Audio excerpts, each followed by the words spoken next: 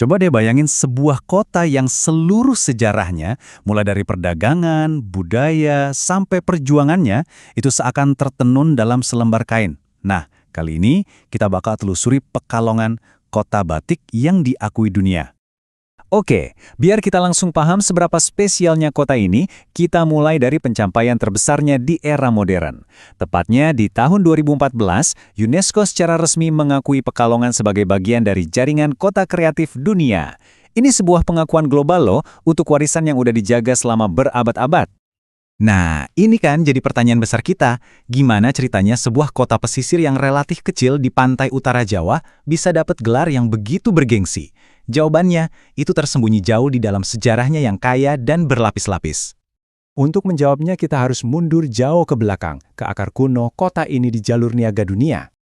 Yang menarik banget, identitas kota ini ternyata udah kelihatan dari namanya sendiri. Pekalongan itu diyakini berasal dari kata pekalongan, yang artinya, ya, tempat singgah. Ini nunjukin perannya sejak dulu banget sebagai sebuah hub, tempat pemberhentian buat para pengelana dan pedagang. Coba bayangin, jauh sebelum batik jadi identitas utamanya, Pekalongan itu udah jadi persimpangan global. Sejak abad ke-7, pelabuhannya udah rame sama pedagang dari India, Tiongkok, sampai Timur Tengah.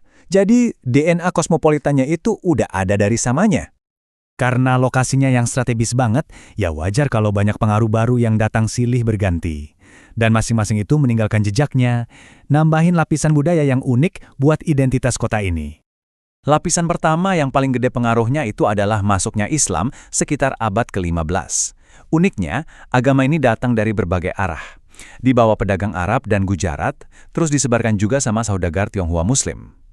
Dengan dukungan Kesultanan Demak yang kuat waktu itu, permukiman-permukiman kecil di pesisir ini mulai bertransformasi jadi kota yang hidup. Lanjut, masuk abad ke-17, datanglah era kolonial. VOC mengubah Pekalongan jadi pelabuhan komersial yang super sibuk. Mereka membangun infrastruktur buat perdagangan beras, gula, dan yang paling penting, tekstil. Nah, ini nih cikal bakal industri batiknya. Jadi, poin krusialnya di sini adalah kita punya perpaduan budaya dari Jawa kuno, Tiongkok, Arab, dan Eropa. Semuanya ketemu di satu kota pesisir yang sibuk. Terus apa hasilnya? Sebuah ledakan artistik yang melahirkan identitas sejati Pekalongan. Dan puncaknya, momen kuncinya, itu semua terjadi di abad ke-17. Inilah saat di mana semua perpaduan budaya itu meledak jadi sebuah seni yang luar biasa.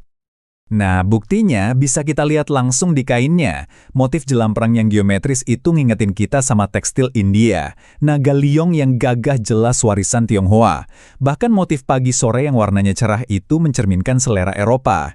Setiap motif jadi saksi bisu pertemuan berbagai budaya. Keren banget kan?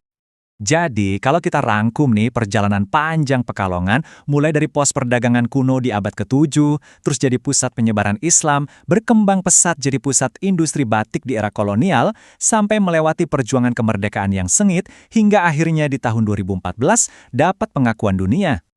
Oke, setelah kita lihat sejarahnya, sekarang kita balik lagi ke masa kini. Kita lihat gimana semua benang sejarah ini menyatu dan membentuk Pekalongan yang kita kenal sekarang. Dan ternyata, pilar ekonomi Pekalongan modern itu masih mencerminkan sejarahnya loh. Batik tetap jadi jantungnya. Pelabuhannya sekarang jadi pusat perikanan yang penting.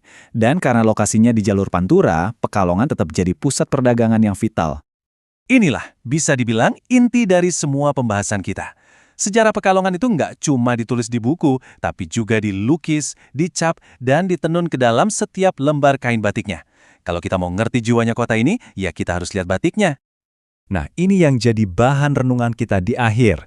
Warisan Pekalongan itu bukan artefak mati di museum ya. Ini adalah warisan yang hidup, yang terus bernafas dan menghidupi ribuan orang. Pertanyaannya sekarang adalah, gimana caranya kita semua, bukan cuma warga Pekalongan, bisa ikut menjaga warisan hidup yang tak ternilai ini buat generasi-generasi mendatang?